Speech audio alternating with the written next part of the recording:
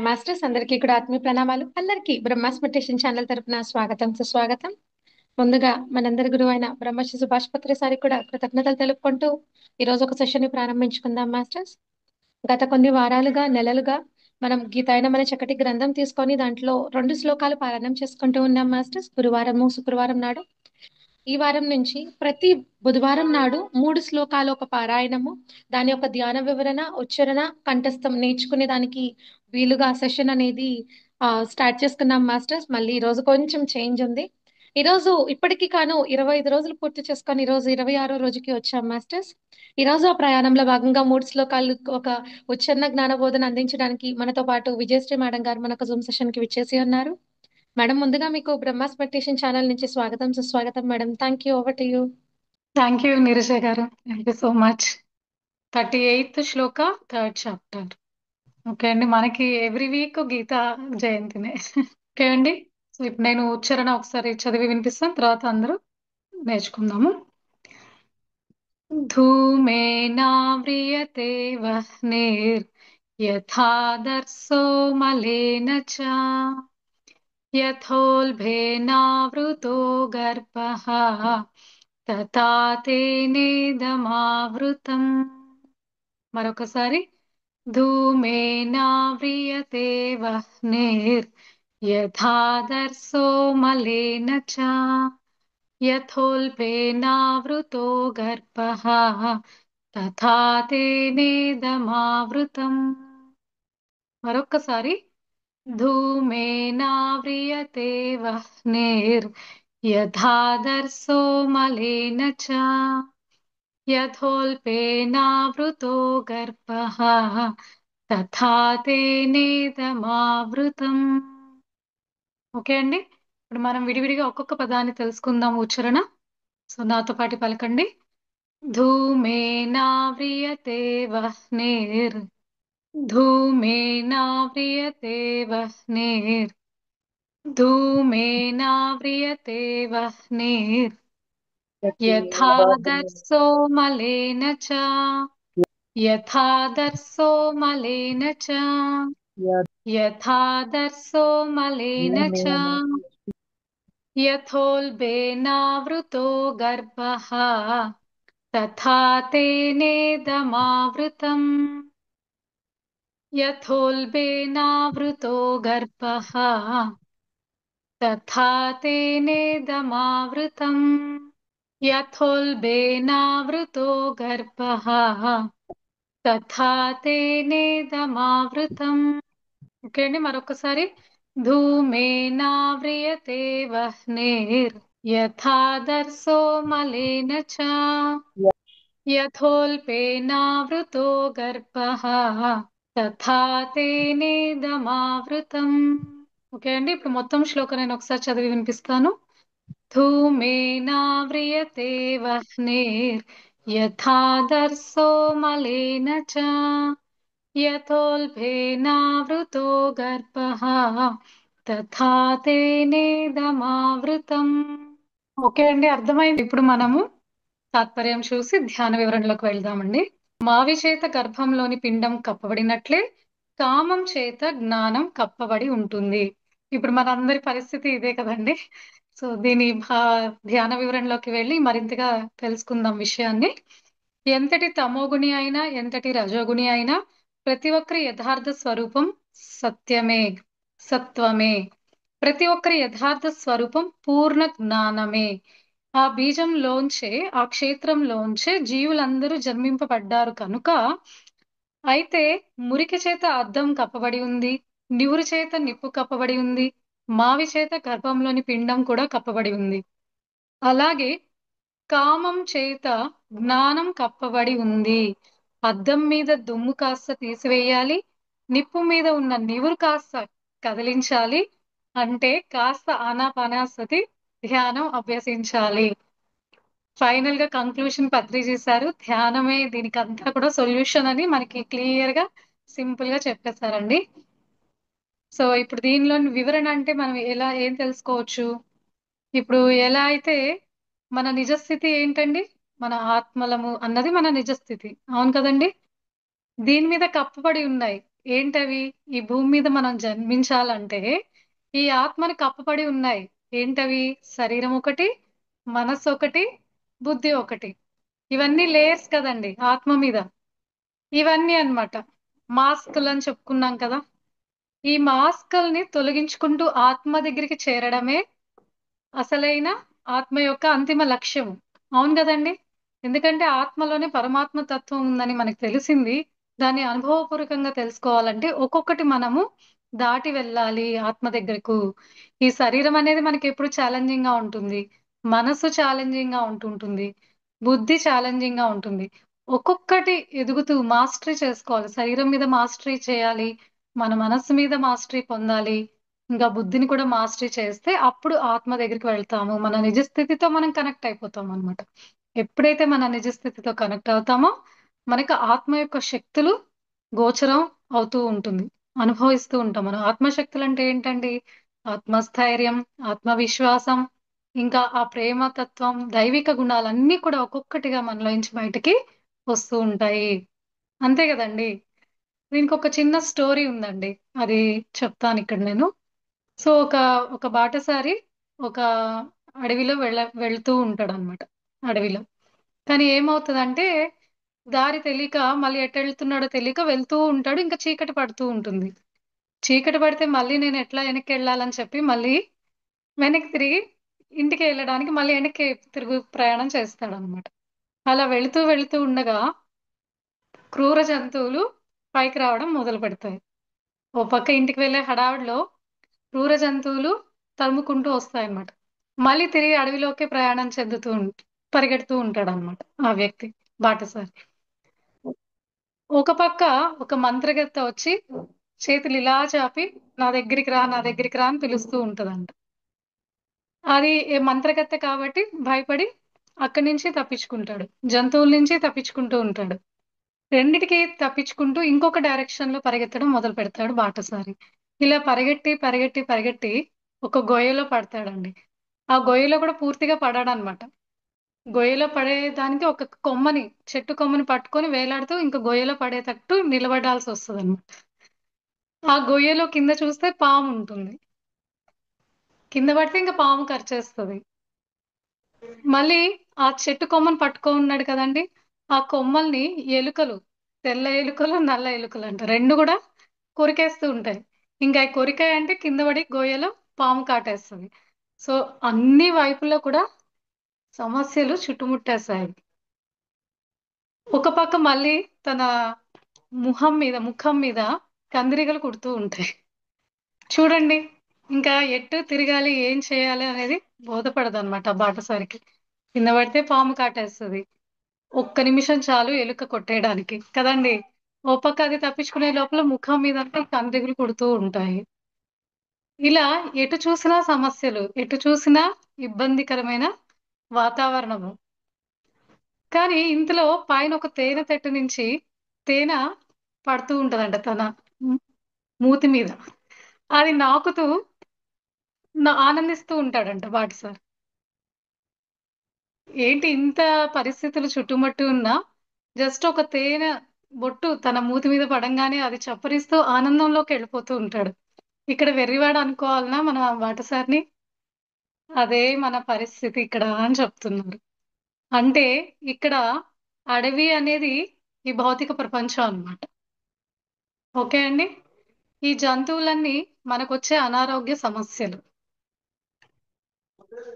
అక్కడ మంత్రగత్తె ఉంది కదండి, రా రా అని పిలుస్తుంది కదా, అది మన యొక్క ముసలితనం యొక్క ఛాయలు అన్నమాట. మన వృద్ధాప్యంలోకి వెళ్తూ ఉంటాం కదండి, అది పిలుస్తూ ఉంటుంది. దాని తర్వాత ఆ గొయ్యలోని పాముకి ఏంటి సంకేతం అంటే అది మన మృత్యువుకి దగ్గర అవుతూ ఉంటాం కదండి. అక్కడ పాము సంకేతం ఏంటంటే మనం మృత్యువుకి దగ్గర అవుతూ ఉంటాం. అక్కడ నల్ల ఎలుకలు, తెల్ల ఎలుకలు అంటే పగలు రాత్రి అంట. పగలు రాత్రి అనే దాంతో మన ఆయుష్ను తగ్గించుకుంటూ ఉంటాం దినం దినం.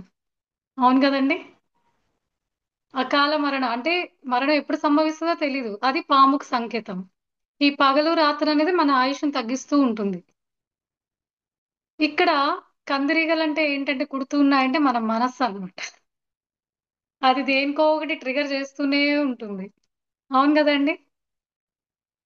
ఇంత ఇంత ఇబ్బందికర సిచ్యువేషన్ లో తేనె అంటే ఇక్కడ ఏంటి అంటే ఇంద్రియ సుఖములు, టెంపరరీ ప్లెజర్స్ అంట. మనం ఇప్పుడు అనుభవించే టెంపరరీ సుఖాలు ఉంటాయి కదండి. అలా అట్లా వెళ్ళేసి వస్తాము, ఒక వెకేషన్ కి వెళ్తాము, మంచి హోటల్కి వెళ్ళి మంచి భోజనాలు చేస్తాం. ఈ ఇంద్రియాలకి సుఖాలు ఇచ్చేటివన్నీ కూడా తేనె అన్నమాట. జీవితం అంతా ఇంత కాన్సిక్వెన్సెస్ ఉన్నాయి, ప్రమాదకరమైన జీవితం ఉందన్న విషయమే మరిచిపోయి తేనె కనిపించగానే, తేనె రుచి కనపడంగానే అది ఆనందిస్తూ ఉంటాడు. ముందు ముందు ఉన్న ప్రమాదకరమైన విషయాల్ని తెలుసుకోకుండా. అంటే ఇక్కడ ఏమైంది అంటే మనము ఏవి శాశ్వతం కాదో వాటి వెనక ఆ టెంపరరీ సుఖాలకి మనము లోబడిపోతున్నాము. తర్వాత మనకు వచ్చే ప్రమాదకరమైన విషయాల గురించి మనం ఆలోచించట్లేదు. అంటే మన కామం, మనలో ఉన్న కోరికలు, మనలోని కామమే మన జ్ఞానాన్ని అక్కడ మూసివేసేసింది, కప్పబడిపోయింది. అక్కడ విచక్షణ కోల్పోయాడు. అవును కదండి. లాంగ్ రన్ లో ఏమవుతుంది, ఇట్లా మన జీవితం అంతా వేస్ట్ చేసుకుంటే ఈ సమస్యలన్నీ మనల్ని తినేస్తాయి కదండి. ఇంకా మనం ఎక్కడ ముందుకెళ్తాము? కేవలం ఆ ఇంద్రియ సుఖాల కోసం ఈ పరిగెడుతూ ఉన్నాం ఈ భౌతిక ప్రపంచంలో. తర్వాత దాని కాన్సిక్వెన్సెస్, పర్యావసనం ఏమవుతుంది అన్నది తెలియక, ఎరుకలేక ఈ కామం, ఈ కోరికల వెనుక మనం పరిగెడుతున్నాము అని అర్థం అన్నమాట. అసలు విషయాన్ని వదిలేసి ఆ టెంపరీగా ఏదైతే ఉన్నాయో వాటి వెనక పడి మన జ్ఞానాన్ని ఈ కామం అనేది కప్పివేస్తుంది. ఎలా అయితే నిప్పును నీరు కప్పివేస్తుందో, అద్దాన్ని ధూళి కప్పివేస్తుందో, అలా మన జ్ఞానాన్ని ఈ కామం అనేది కప్పివేస్తుంది. దీన్ని తొలగించుకోవాలి అంటే మనకి విచక్షణ జ్ఞానం పెరగాలి, బుద్ధి వికసించాలి. బుద్ధిని స్ట్రాంగ్ చేసేది ఏదైనా ఉంది అంటే అది ధ్యానమే. ఫైనల్ గా ఏం చేయాలండి? ఈ ధ్యానం మనం ఎప్పుడైతే సాధన చేస్తూ ఉంటామో మనం ఎరుకుతో ఉంటాము. ఎరుకైన జీవితం జీవించి ఇప్పుడు వచ్చే ఇంద్రియ సుఖాల నుంచి మనము ఎరుకతో ఉండి మన ఆత్మ పురోగతికి సంబంధించిన కార్యక్రమాలలో మనము నిమగ్నమయ్యి మనల్ని మనం ఉద్ధరించుకుంటాము అన్నది ఈ శ్లోకం యొక్క అంతరార్థం అన్నమాట. ఎలా అయితే కప్పబడి ఉన్నాయో అన్ని రకాలుగా మన జ్ఞానం అనేది కూడా కప్పబడి ఉంది. కామము, క్రోధము ఇవన్నీ కూడా అరిషడ్ వర్గాలు అన్ని మెయిన్ ఆ కోరికలు, ఈ ఇంద్రియ కోరికలను తీర్చుకోవడానికే మనిషి పరిగెడుతున్నాడు అంతసేపు.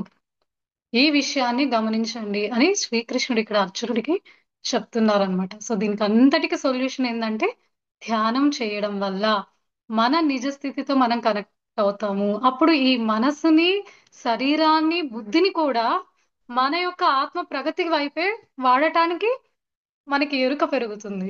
లేదంటే అవి మన ఇంద్రియాల వెనక పరిగెడుతూ మన బుద్ధిని మనం కోల్పోతూ ఉంటాము. సో ఇవన్నిటి కూడా మన ఆత్మ పురోగతి కోసమే మనం తెచ్చుకున్నాము అన్న ఎరుకతో ఉండి మనం దాని వైపు ప్రయాణిస్తే ఇవన్నీ కూడా మనకి సహకరిస్తాయి. మన మనసు మన కంట్రోల్లో ఉంటే మనకు మనసు సహాయం పడుతుంది, బుద్ధి వికసిస్తుంది, శరీరం దృఢంగా ఉంటుంది. ఇవన్నీ కూడా కావాలి కదా మన ఆత్మ పురోగతికి. లేకపోతే ఇంద్రియాల వైపు పరిగెట్టినట్లయితే ఇవన్నీ కూడా కప్పివేస్తాయి మన జ్ఞానాన్ని. మన బుద్ధి బుద్ధి అధోగతి పాలవుతుంది అని ఇక్కడ ఈ శ్లోకంలో చెప్పబడింది అనమాట. అర్థమైందా అండి అందరికి? సో మొన్న గీతా జయంతి కూడా జరిగిందండి. మొత్తం ఎసెన్స్ చూస్తే కూడా అసలు మనకి ఏం అర్థమవుతుంది? అభ్యాస వైరాగ్యాలతో శ్రీకృష్ణుడు మన యోగక్షేమాలు చూస్తారు అన్నది మెయిన్ లైన్ అన్నమాట. అభ్యాసం వైరాగ్యం ఎవరైతే చేస్తూ ఉంటారో వాళ్ళ యొక్క యోగక్షేమాలను నేనే చూస్తాను అని చెప్పారు శ్రీకృష్ణుల వారు. ఇక్కడ అభ్యాసం అంటే సాధన, వైరాగ్యం అంటే కళ్ళు మూసుకోవడమే వైరాగ్యం. అంటే కాసేపు ఆ భౌతిక ప్రపంచాన్ని నుంచి లోపల ప్రయాణం చేయడమే వైరాగ్యం. అంటే కొంచెం ఆ వైరాగ్యం ఆ కాసేపు అయినా మనం కళ్ళు మూసుకొని మన ఇన్నర్ జర్నీలోకి వెళ్తే, అభ్యాసం చేస్తూ ఉంటే వైరాగ్య అభ్యాసాలతో మన యోగము క్షేమము రెండు కృష్ణుల వారు చూస్తారు. ఇక్కడ యోగము అంటే ఆత్మ యొక్క పురోగతికి సహాయపడతారు, క్షేమము అంటే భౌతిక ప్రపంచంలో మన బాగోగుల్ని చూస్తారు అని. అంటే రెండు వైపులా మనకి సహాయం అందుతుంది. ఎవరైతే అభ్యాస వైరాగ్యాలతో ఉంటారో, అభ్యాసం అంటే శ్వాస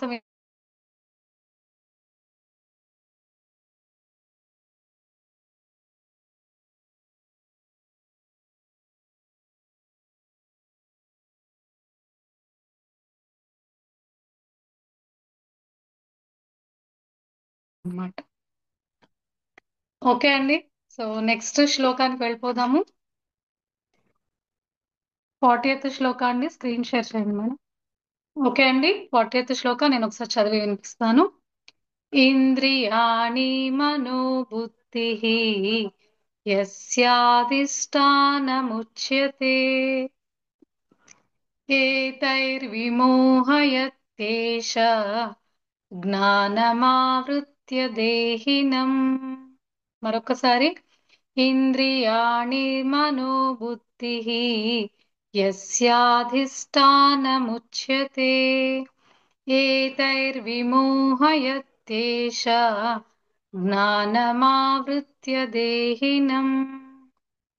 మరొకసారి, ఇంద్రియాణి మనోబుద్ధిః యస్యాధిష్టానముచ్యతే ఏతైర్విమోహయత్యేష జ్ఞానమావృత్య దేహినం. ఓకే అండి, ఇప్పుడు మనం విడివిడిగా ఒక్కొక్క పదాన్ని తెలుసుకుందాం. ఇంద్రియాణి మనోబుద్ధిః. ఇంద్రియాణి మనోబుద్ధిః యస్యాధిష్టానముచ్యతే. యస్యాధిష్టానముచ్యతే యస్యాధిష్టానము ఏతైర్విమోహయత్యేష జ్ఞానమావృత్య దేహినం. ఏతైర్విమోహయత్యేష జ్ఞానమావృత్య దేహినం. ఇప్పుడు మొత్తం శ్లోక చదివి వినిపిస్తాను. ఇంద్రియాణి మనోబుద్ధిః యస్యాధిష్టానముచ్యతే ఏతైర్విమోహయత్యేష జ్ఞానమావృత్య దేహినం. ఓకే అండి, అర్థమైంది అనుకుంటా అందరికి. ఓకే, ఇప్పుడు మనం తాత్పర్యం చూద్దాం. ఇంద్రియాలు, మనస్సు, బుద్ధి ఇవన్నీ కామానికి ఆశ్రయాలు అని చెప్పబడుతున్నాయి. ఆ ఇంద్రియాలతో కామం ఆత్మజ్ఞానాన్ని మరుగుపరిచి జీవాత్మను మోహింప చేస్తుంది. ఓకే అండి, ఇందాక చెప్పుకున్న శ్లోకాలకి ఇవన్నీ కూడా కనెక్టివిటీ అన్నమాట. ఇప్పుడు ధ్యాన వివరణ చూద్దాం. ఆత్మ అనే నిప్పు మీద ఉన్న నివురు మూడు పొరలు. మూడు నివురుల్లో, మూడు ఆవరణాల్లో, మూడు పొరల్లో ఉన్నాం మనం. ఇంద్రియాలు, మనస్సు, బుద్ధి.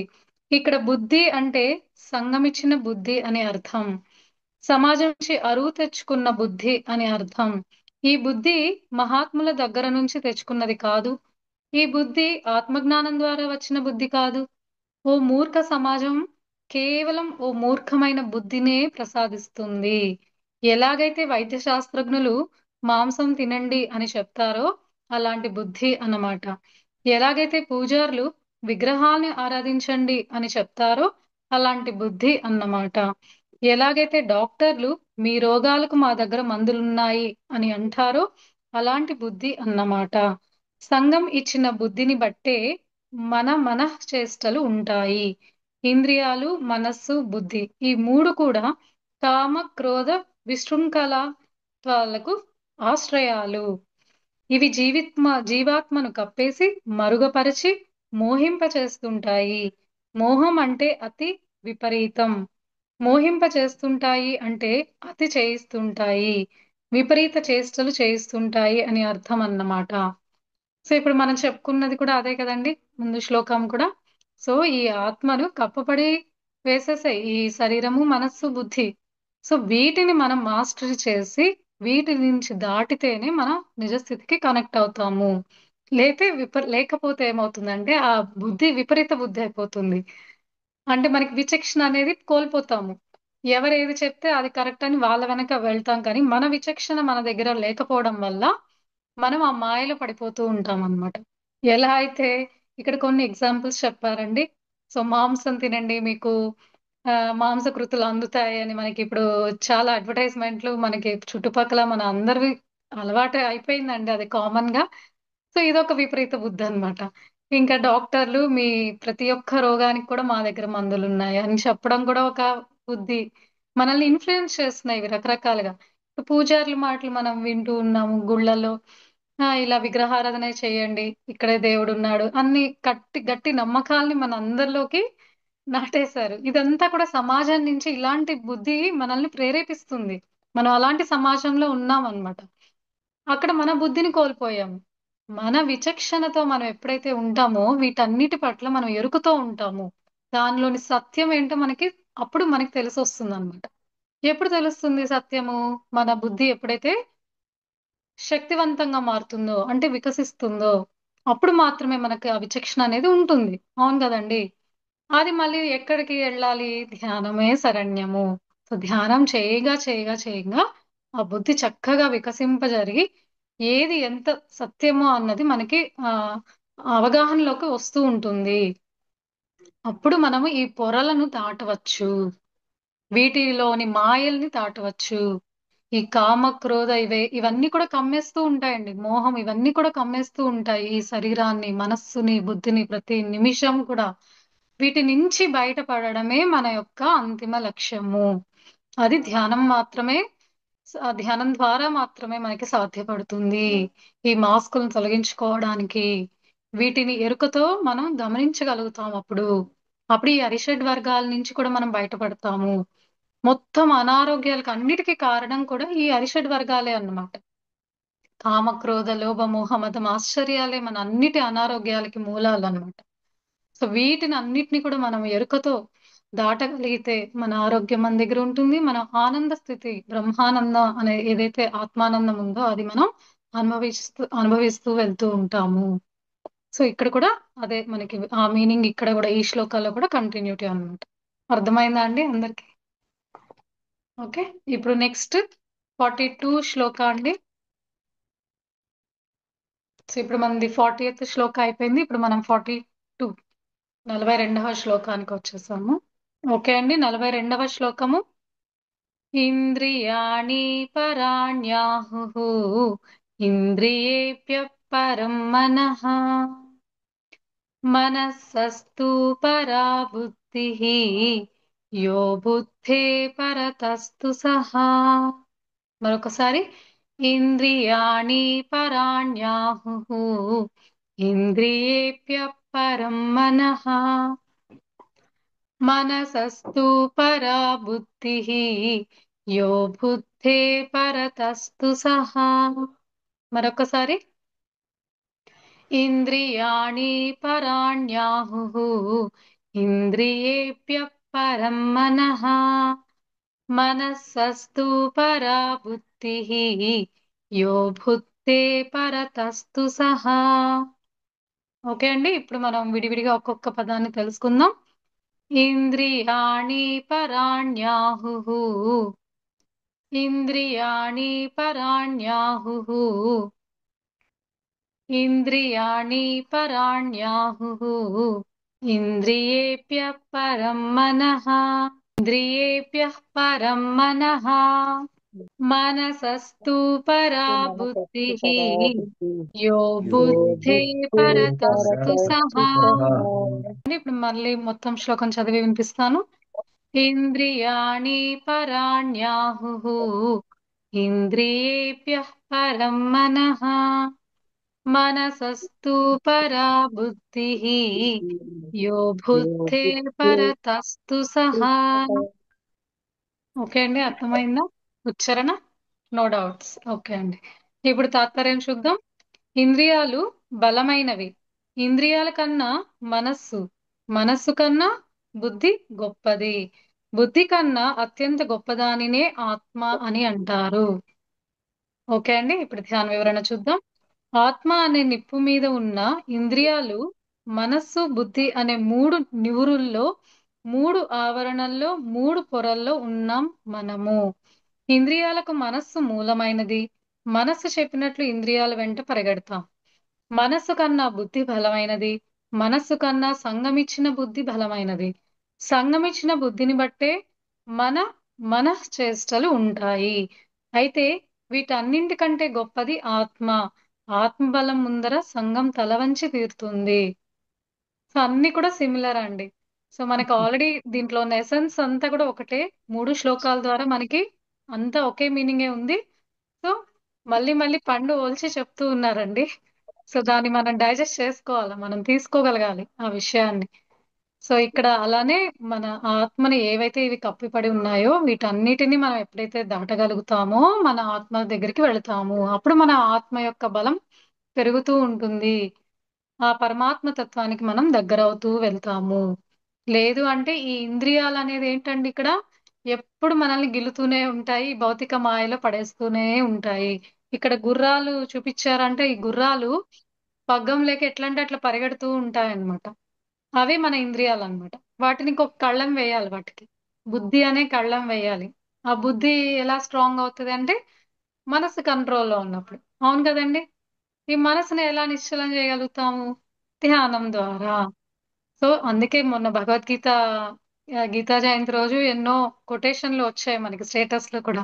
ఈ శరీరం అనేది ఒక రథము, దీన్ని నడిపించేది ఎవరండి? ఆత్మ. ఆత్మ అంటే ఇక్కడ పరమాత్మ అన్నమాట.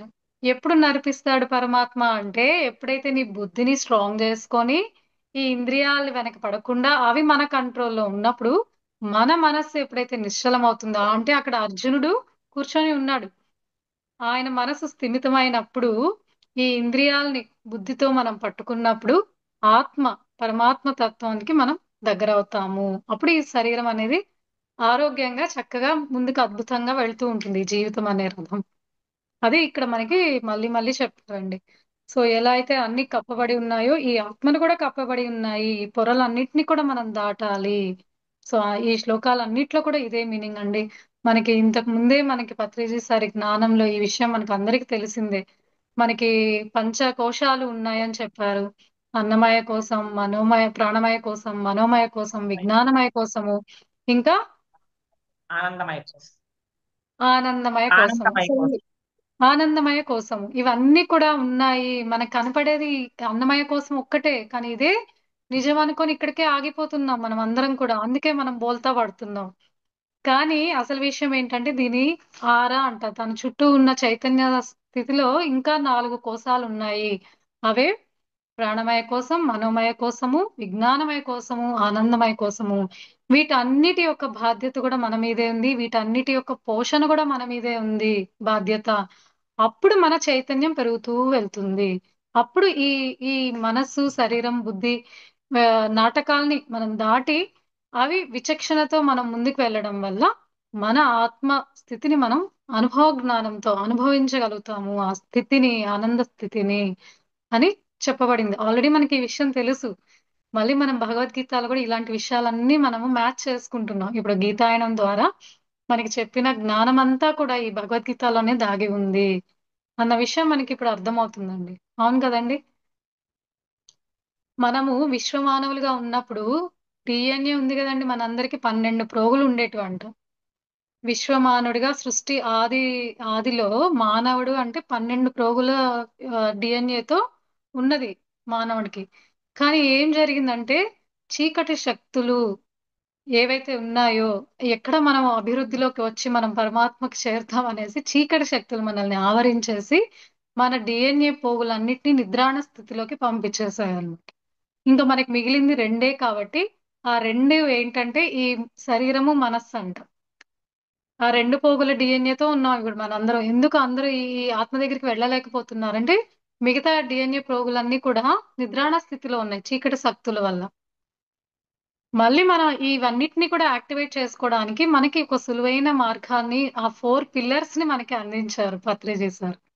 ఏ ఆధ్యాత్మిక పుస్తకం తీసుకున్నా కూడా అంతిమ విషయం ఏమిటి అంటే, నేను తెలుసుకున్నది కూడా నాకు తెలిసిన జ్ఞానంలో ఇవే: స్వాధ్యాయము, సజ్జన సాంగత్యము, ధ్యానము, ఇంకా ఆచార్య సాంగత్యము, సేవ. ఇవన్నీ ఎప్పుడైతే మన జీవితంలో ఒక భాగంగా మారిపోతాయో అప్పుడు మన డిఎన్ఏ ఆ మిగతా ప్రోగుల్ని కూడా మనం యాక్టివేట్ చేసుకోగలుగుతాం అన్నమాట. అప్పుడు మన చైతన్య స్థితిని మనం పెంచుకుంటూ వెళ్తాం అన్నమాట. ఇప్పుడు మన అందరం చేసేది ఇదే అండి. ఇప్పుడు 2 పోగుల నుంచి మనం దాటుతున్నాం ఆల్రెడీ. ఈ మనస్సు, శరీరమే కాదు, ఇప్పుడు మనం ఆత్మ దగ్గరికి వెళుతున్నాము. ఈ డిఎన్ఏ ఈ మిగతా జీన్స్ అన్నిటిని కూడా మనం యాక్టివేట్ చేసుకోగలుగుతున్నాం ఈ సాధన ద్వారా, ఈ టూల్స్ ద్వారా, ఈ ఆత్మజ్ఞానం ద్వారా, ఈ సాధన ద్వారా, స్వాధ్యాయ సాధన సాంగత్యాలు ఇవన్నీ ఏం చేస్తున్నాయంటే ఆ చీకటి శక్తుల నుంచి మనల్ని మనం రక్షించుకోగలుగుతున్నాం. ఇప్పుడు అది జరుగుతుందండి. మన భూమి కూడా ఫిఫ్త్ డైమెన్షన్ లోకి ఆల్రెడీ వచ్చేసింది. యుగ మార్పిడి జరిగిపోయింది. కానీ ఇది అందరూ గమనించలేరు. ఎవరైతే ఈ సాధనలు చేసుకుంటూ నిత్యం ఇవన్నిటిని ఫాలో చేస్తూ ఉంటారో వాళ్ళకి ఎరుకలోకి వస్తుంది ఈ భూమి యొక్క మార్పు అనేది. ఆ యొక్క ఫ్రీక్వెన్సీ, భూమి యొక్క ఫ్రీక్వెన్సీ మారడము, ఆత్మ యొక్క శక్తులు మనకు తెలియడం, ఇవన్నీ కూడా మనకు బోధపడుతూ ఉంటాయి. సో అది అన్నిటికంటే మూలం ఇదే అండి. సో ఎప్పుడు మనం ఈ శరీరాన్ని, మనస్సుని, బుద్ధిని మన ఆధీనంలోకి తెచ్చుకోగలగాలి, అప్పుడు మనం ఆత్మ దగ్గరికి చేరుతాము. సో ఈ 3 శ్లోకాల యొక్క ఎసెన్స్ కూడా ఇదే అండి ఇవాళ. ఓకే అండి, అర్థమైంది అనుకుంటా అందరికి. ఓకే అండి, థ్యాంక్ యూ సో మచ్ అందరికి. సో మళ్ళీ నెక్స్ట్ వీక్ ఇలానే కలుద్దామండి 3 శ్లోకాస్తో.